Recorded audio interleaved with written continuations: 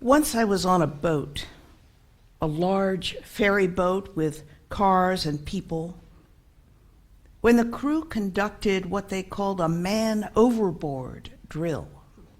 That's what they called it, but the object they were rescuing was an orange life preserver. I found it reassuring that the drill went well and the life preserver was returned to the deck still breathing. As I watched, I imagined how the drill might go if it were not a drill. Suppose somebody actually fell overboard. Imagine how it would feel to be adrift, left behind, as the boat simply continued on its way. Imagine what a relief it would be when the boat turned around and came back. Many of us have been adrift from time to time, needing rescue, floundering in an ocean of troubles, and watching the boat travel away. Ideally, in a beloved community like this fellowship, if somebody falls overboard, they're not lost at sea.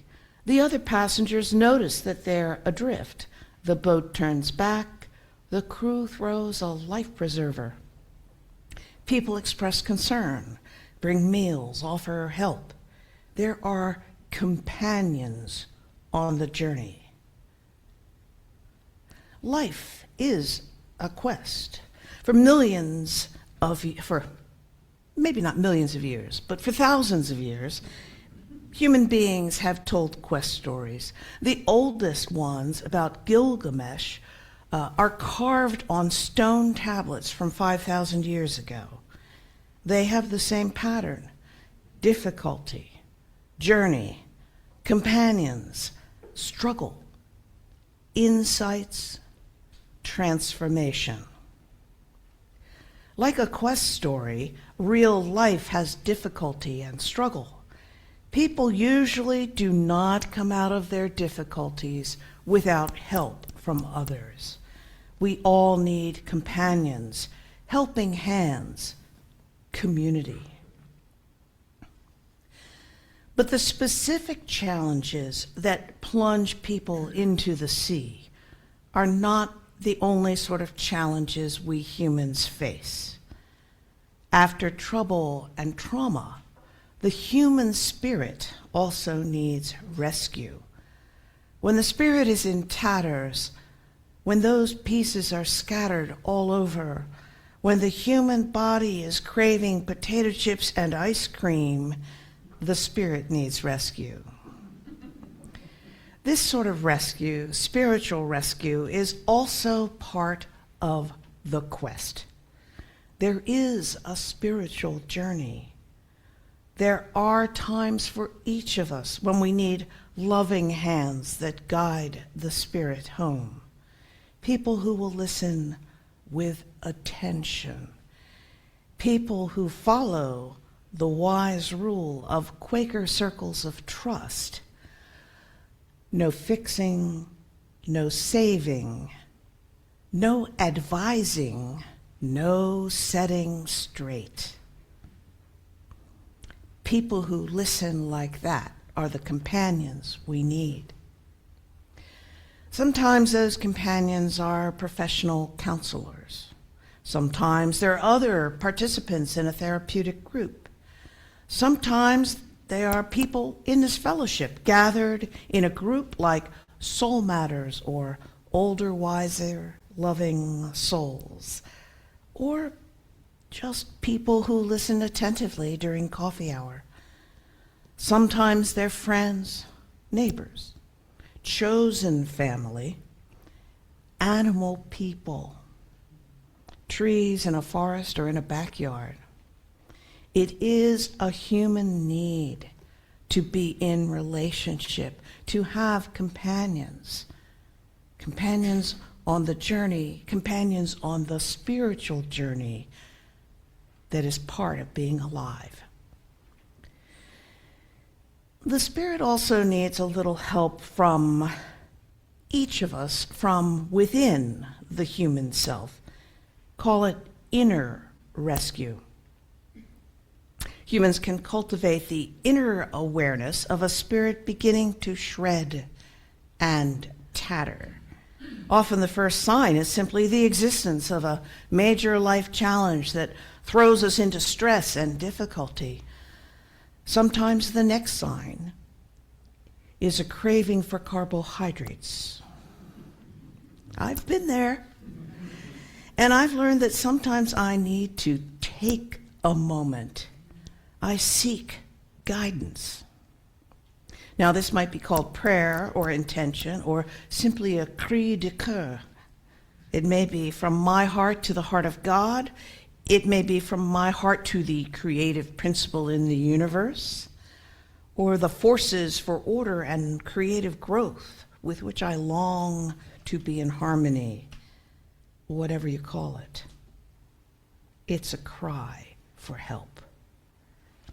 When I do this, when I open myself up in this way, what I feel is an easing of fear, a growth in my serenity. I find a peaceful place of receptivity to what is, to what may be. For a time, I can rest in the grace of the universe, awaiting what comes next and ready to embrace it, ready to respond without knowing what the response must be. And in this moment, there is within me a feeling of harmony that reaches beyond the rational, that touches all I know but surpasses it. I feel connected to wholeness. There is a response to calling the spirit back from its wanderings. My spirit returns home. Perhaps this might be called a God moment. Perhaps it might be nothing more than an alteration of my mental state from anxiety to serenity, with an accompanying release of endorphins and a shift in brainwave patterns. But there's something more that's not confined to my inner self.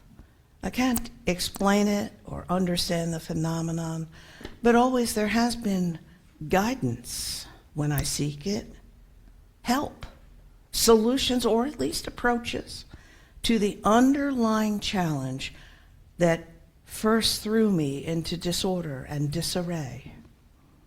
It's possible.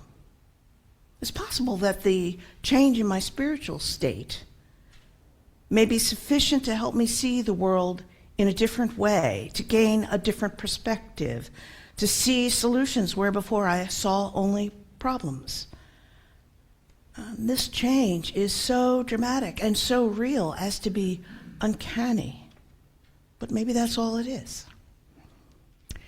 Even more, sometimes there is an unexpected event, perhaps an encounter with people, the companions I need on my journey. Perhaps it's the serendipity of the physical world offering exactly what, at that moment, I need most. How can this be? I do not know, but I have come to rely on it.